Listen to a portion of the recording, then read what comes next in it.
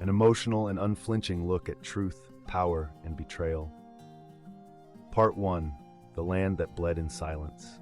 In the hills of Rwanda, where green fields once kissed the sky and children ran barefoot through banana groves, a nightmare took root.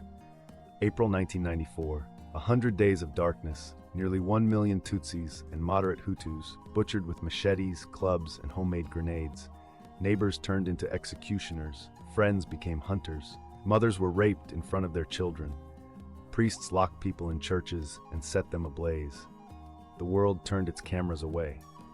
The official story of this genocide has long been centered around Hutu extremists in power, the Interahamwe militias, the Presidential Guard, and the genocidal broadcasts from radio television Libre de Mille Collines.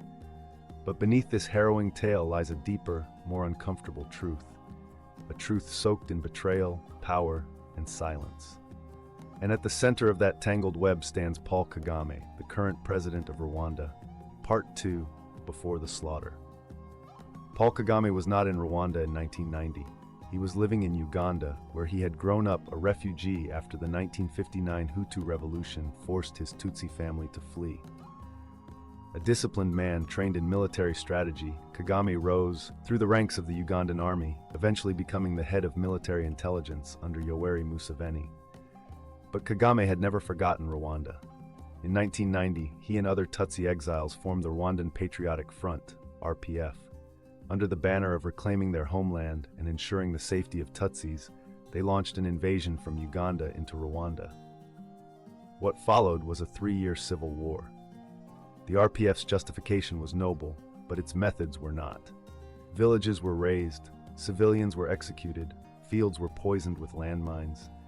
Human rights groups quietly documented the atrocities, but in the shadow of the larger ethnic conflict, the world paid little attention. The war was never about peace.